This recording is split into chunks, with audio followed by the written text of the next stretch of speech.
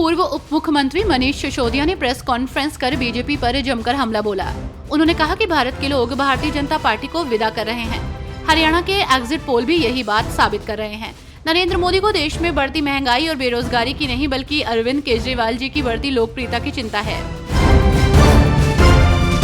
प्रधानमंत्री नरेंद्र मोदी ने पूर्व मुख्यमंत्री चंपई सोरेन को फोन कर उनके स्वास्थ्य के बारे में जानकारी ली। सोरेन ने बताया कि डॉक्टरों की मेहनत और लोगों की दुआओं से वे अब बेहतर महसूस कर रहे हैं।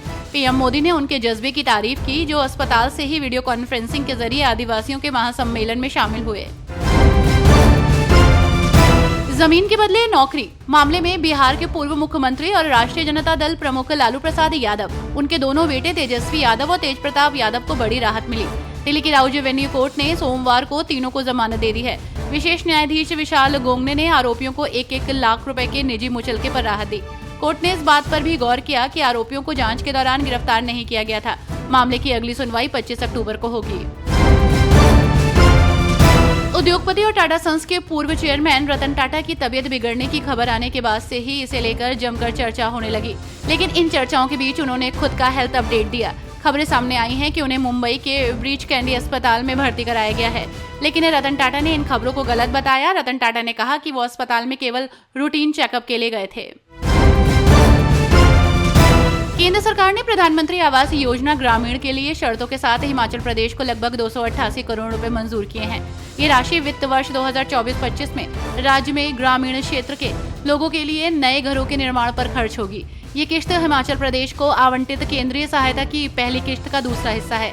इस आवास योजना के तहत केंद्र ने अनुसूचित जाति और जनजाति पर ध्यान केंद्रित करने के निर्देश दिए हैं।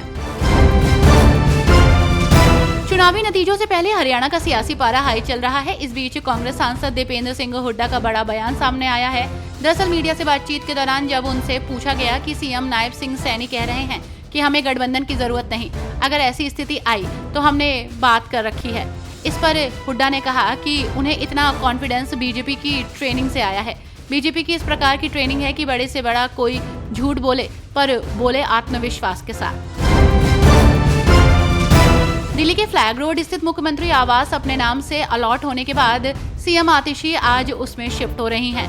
इससे पहले दिल्ली के पूर्व सीएम और आम आदमी पार्टी के राष्ट्रीय संयोजक अरविंद केजरीवाल इसमें रहते थे। 3 दिन पहले अरविंद केजरीवाल ने सीएम आवास परिवार संघ छोड़ दिया था।